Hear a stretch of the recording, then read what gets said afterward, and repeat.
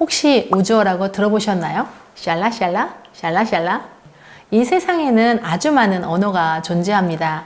아이가 말을 배우기 위해 이해하기 어려운 의미나 단어를 말하는 것을 어른들은 무슨 말인지 몰라 이러한 말을 우주어라고 이야기하기도 합니다.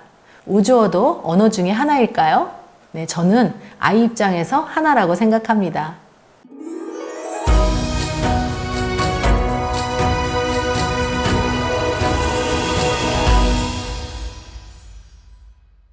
대부분의 많은 사람들은 많은 언어 중에 1개 또는 2개 정도의 언어만 사용하고 살아간답니다. 주로 사용하는 언어를 모국어라고 하지요. 어린 시기부터 자연스럽게 배우고 일상에서 습득하게 되는 언어입니다. 언어는 어린 시기의 영아가 세상과 소통하게 되는 중요한 수단입니다. 소통에는 언어적, 비언어적 소통이 있답니다.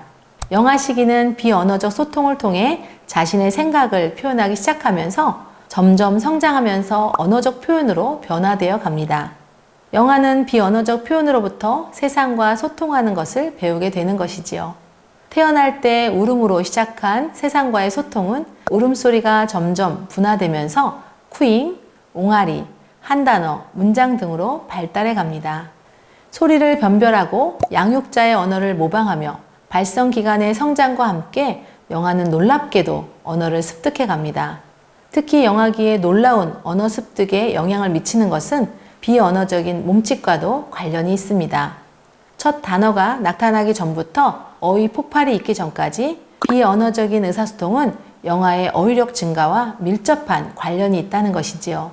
양육자가 사용하는 언어적 행동도 영아의 언어 발달에 중요한 영향을 미친답니다.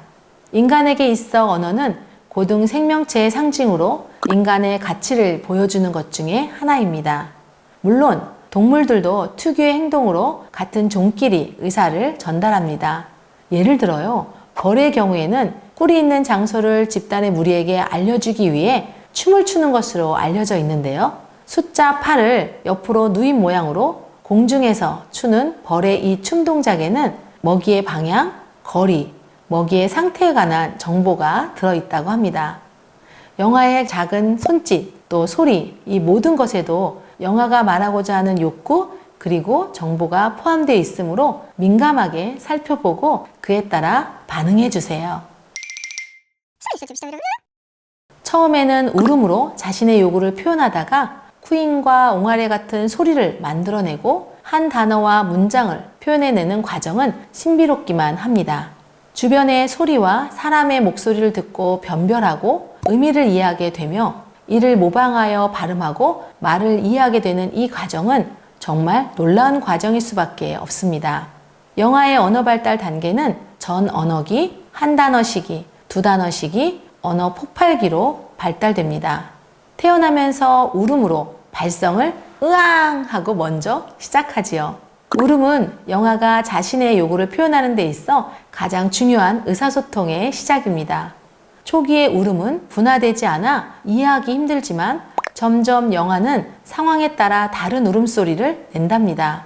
생후 1, 2개월 경에는 분화된 울음소리가 나타나기 시작하며 엄마는 울음소리만 듣고도 우리 아이가 배가 고프구나 라고 그 내용을 이해할 수 있을 정도가 된답니다.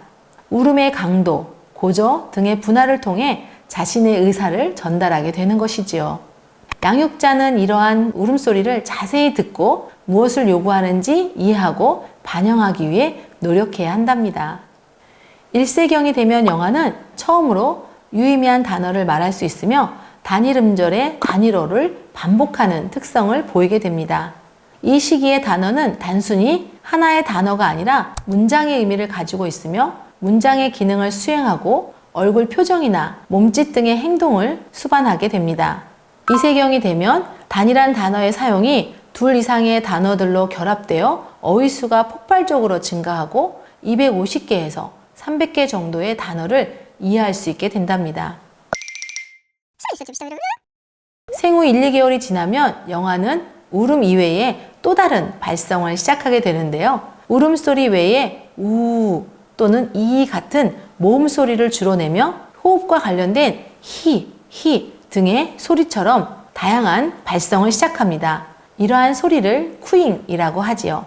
이 같은 발성은 우연히 산출되는 목의 울림소리로 3개월부터는 엄마와 영아 간의 상호 발성의 상호작용이 가능해집니다. 영아가 표현했던 쿠잉 중에 하나를 엄마가 소리내고 영아가 이에 응하여 같은 소리의 쿠잉으로 반응하게 되는 것이지요. 옹알이는 같은 음절을 반복하는 것으로 영아에게는 즐거운 놀이이기도 합니다. 옹알이는 자음과 모음의 합성체로 바바바바, 다다다다처럼 반복적인 소리를 냅니다. 옹알이는 의미를 포함하고 있지 않기 때문에 언어라고 말할 수 없지만 점점 단어와 비슷한 소리를 내게 되는 것이지요. 옹알이를 하는 시기의 영아는 사람을 보면서 옹알이를 합니다. 이때부터 영아의 의사소통 태도가 발달하기 시작하는 것입니다. 아주 중요한 것은요, 반응해주는 누군가가 있어야 한다는 것입니다. 누군가가 영아의 옹알이로 반응을 해주거나 어른의 말로 반응해주면 영아는 아주 적극적으로 옹알이를 하려고 합니다.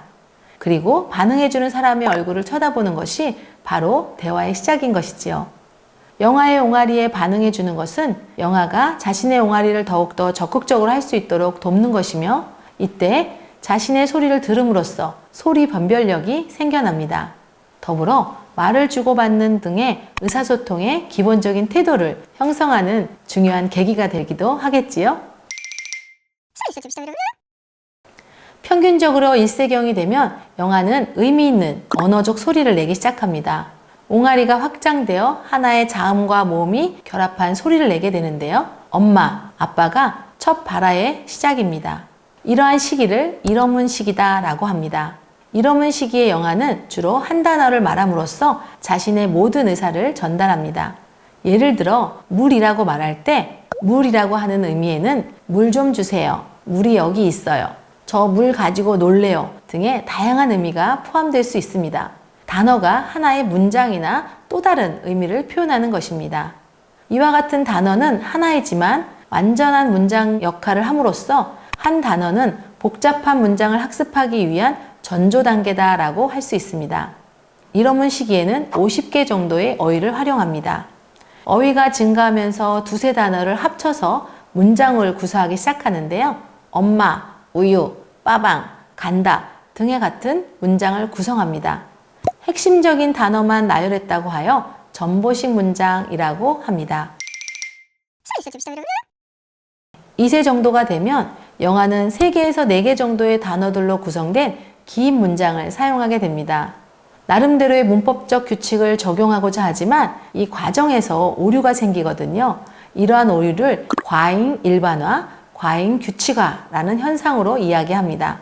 예를 들어 선생님이가, 삼촌이가 등에 맞지 않는 조사를 덧붙이는 오류를 범하기도 하고요. 부정문을 사용할 때 동사나 명사 앞에 안을 첨가하는 형태가 나타납니다. 안 밥 먹어, 안 세수해 등의 잘못된 부정어 사용을 하게 되는 것이죠. 이때 언어 뒤의 숨은 의도를 잘 파악하는 것 중요합니다. 소리내기나 언어적 표현 외에도 영아기 의사소통은 많은 부분이 몸짓으로 표현하는 것에 의존합니다. 일명 베이비 사인이라고 합니다. 이러한 몸짓은 아직 말을 할 수 없는 영아가 말하고 싶은 것을 동작으로 상징화해서 의사소통하는 것입니다.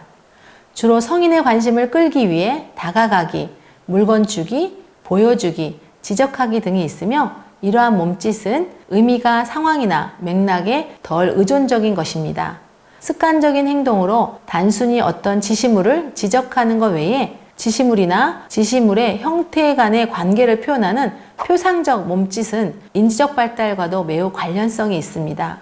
영아에 따라 상대적으로 몸짓을 더 많이 쓰는 아이가 있는 반면 말을 더 많이 사용하는 아이가 있지만, 거의 모든 영아들은 몸짓과 말을 같이 사용합니다. 영아도 양육자의 말을 이해하기 위해 양육자의 몸짓에 의존하기도 합니다. 정확하고 일관성 있는 양육자의 몸짓은 언어 습득을 늦추는 것이 아니라 영아의 음성 언어 발달에 훨씬 더 많은 도움을 주기도 합니다. 아이의 언어적 표현이나 행동은 주 양육자인 부모의 행동을 그대로 보여주는 창이라고 할 수 있습니다. 왜냐하면 영아 시기는 배우고 익히는 것이 제한 없이 그리고 무조건적으로 받아들이는 모방학습을 하기 때문입니다. 대부분의 부모님은 자녀에게 기대하고 있는 것이 거의 유사하지요. 기대를 갖기 전에 자녀에게 기대하는 언어적 표현과 행동이 먼저 선행돼야 되는 거 모두 잘 알고 계시죠? 특히 언어 발달에 있어서 정말 중요한 것은 잘 들어주는 부모님의 아이가 나중에 잘 들어주는 아이로 성장한다는 거 잊지 마세요. 감사합니다.